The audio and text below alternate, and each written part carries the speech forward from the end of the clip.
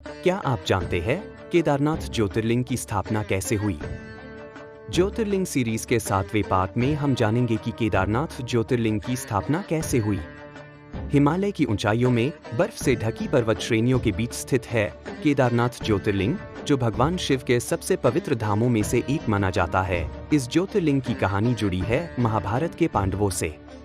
महाभारत का युद्ध समाप्त हो चुका था। पांडवों ने धर्म के लिए युद्ध तो जीत लिया, लेकिन अपने ही रिश्तेदारों और गुरुओं के वध का पाप उनके मन को चुभ रहा था। पापों से मुक्ति पाने के लिए पांडव भगवान शिव का आशीर्वाद लेना चाहते थे, लेकिन महादेव उनसे प्रसन्न नहीं थे।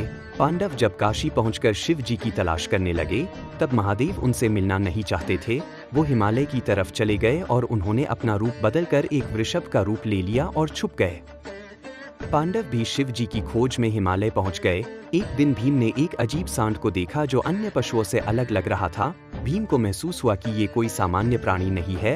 उन्होंने तुरंत अपने पैर फैलाकर पहाड़ियों के बीच रास्ता रोका ताकि सांड भाग ना सके। जैसे ही भीम ने सांड को पकड़ने की कोशिश की, वो वृषभ अचानक धरती में समाने लगा। भीम ने उसका पिछला भाग पकड़ लिया और उसी क्षण महादेव अपने असली रूप में प्रकट हुए। पांडवों की तपस्या और भक्ति देखकर महादेव प्रसन्न हुए। उन्होंने उन्हें पापों से मुक्ति का वरदान दिया।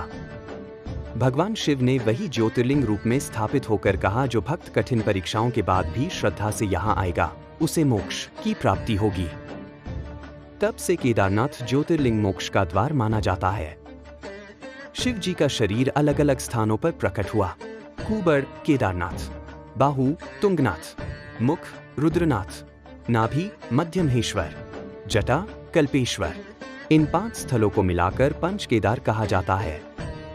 अगले पार्ट में हम जानेंगे भारत के 8वें ज्योतिर्लिंग त्र्यंबकेश्वर ज्योतिर्लिंग के बारे में। ऐसी और अद्भुत कथाओं के लिए ज्ञान गाथा को लाइक, शेयर और सब्सक्राइब करें।